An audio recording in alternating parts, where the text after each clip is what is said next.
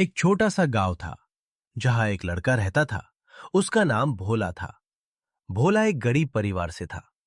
उसने जैसे तैसे अपनी पढ़ाई पूरी की और उसकी शादी एक पढ़ी लिखी लड़की काजल से हो गई। भोला के पास थोड़ी सी जमीन थी। उसी जमीन पर खेती करके वो अपना जीवन चला रहा था। एक दिन खेत में काम करते हुए उसकी पत्नी काजल बोली। ये जी, मुझसे ये सब काम नहीं होता। मैंने पढ़ाई की है और मैं ऑफिसर बनना चाहती हूँ। मुझे शहर भेज दीजिए, मैं वहीं रहकर पढ़ाई करूंगी। तुम गांव से भी तो परीक्षा दे सकती हो। इससे ज्यादा खर्च भी नहीं होगा। नहीं, यहाँ पढ़ाई में मन नहीं लगता। काम इतना ज्यादा हो जाता है कि पढ़ने के लिए समय ही नहीं मिलता। इसलिए मुझे यहाँ नहीं रहना, मुझे शहर भेज दीजिए। ये सुनकर भोला ठीक है कहकर चुप हो गया। काम खत्म होने के बाद दोनों घर जाने लगते हैं। रास्ते में भोला सोचता है कि पैसों की व्यवस्था कैसे करे। तभी उसे गांव के सेठ का घर दिखाई देता है जो जरूरतमंद लोगों को ब्याज पर पैसे देता था। काजल को घर छोड़कर भोला राम सेठ के पास चला जाता है। भोला बोला। सेठ जी, मुझे कुछ पैसों की जरूरत है। भोला, ऐसी क्या मुसीबत आ गई जो तुझे मेरे पास आना पड़ गया? सेठ जी, काजल पढ़ना चाहती है। उसे शहर में रहने के लिए पैसों की जरूरत पड़ेगी। इसलिए मुझे पैसे चाहिए। ठीक है, लेकिन ब्याज लगेगा। ठीक है सेठ जी। भोला पैसे लेकर खुशी खुशी घर आ गया और काजल से बोला।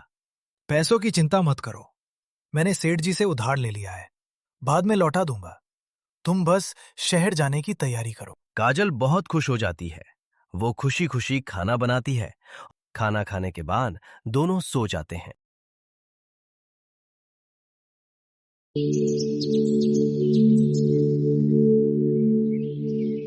कुछ ही दिनों में काजल शहर जाने की तैयारी कर लेती है। भोला उसे बस स्टैंड तक छोड़ने जाता है। जाते समय काजल कहती है। मैं खूब मन लगाकर पढ़ाई करूंगी और एक दिन अफसर बनकर लौटूंगी। आप अपना ध्यान रखें। हाँ हाँ, तुम मेरी चिंता मत करना। बस तुम मेहनत करना। यहां सब मैं संभाल लूंगा। बस चल पड़ती है और भोला वहीं खड़ा खड़ा उसे जाता हुआ देखता रहता है। उसकी आंखों में खुशी भी थी और चिंता भी। काजल के शहर जाने के बाद भोला अकेला पड़ गया। सुबह से शाम तक खेत में मेहनत करता, फिर घर आकर चुपचाप खाना खाकर सो जाता। सेठ का कर्ज और ब्याज धीरे धीरे बढ़ता जा रहा था, लेकिन भोला ने कभी शिकायत नहीं की। काजल शुरू में हर हफ्ते फोन करती थी। कहती थी, यहां पढ़ाई बहुत अच्छी चल रही है। भोला खुश हो जाता और ज्यादा मेहनत करने लगता। समय बीतता गया। अब काजल के फोन कम आने लगे। कभी कभी महीनों तक कोई खबर नहीं मिलती। भोला फोन करता तो काजल कह देती, अभी पढ़ाई में बहुत व्यस्त हूं। इधर गांव में सेठ रोज पैसों का तकाजा करने लगा। भोला, कब लौट आएगा मेरे पैसे? भोला हाथ जोड़कर कहता। सेठ जी, फसल कटते ही कुछ पैसे दे दूंगा। काजल कभी कभी गांव आती। हर बार वो कहती, ये पुरानी किताबें अब मेरे काम की नहीं, और किताबों का एक बंडल घर के कोने में छोड़ जाती। भोला ने कभी सवाल नहीं किया। भोला दिन भर अपने खेत में काम करता और रात में उन्हीं किताबों को पढ़ने लगता। इसी तरह दिन बीतते गए। एक दिन अचानक काजल गांव आई। उसका बदला हुआ रहन सहन देखकर भोला हैरान रह गया। उसने पूछा, पढ़ाई कैसी चल रही है? काजल बोली, सब ठीक है। शहर में मुझे नौकरी का अच्छा मौका मिल रहा है। ये सुनकर भोला खुश हो गया। कुछ दिन बाद काजल फिर शहर चली गई। कुछ महीनों बाद भोला को गांव के एक आदमी से पता चला कि काजल ने शहर में अपने साथ काम करने वाले लड़के से शादी कर ली है। यह सुनकर भोला के पैरों तले जमीन खिसक गई। न कोई चिट्ठी, न कोई बात, बस धोखा। उस रात भोला बहुत रोया, लेकिन किसी से कुछ नहीं कहा। अगले दिन फिर खेत में काम करने चला गया, लेकिन खेत में सेठ ने कब्जा कर लिया था।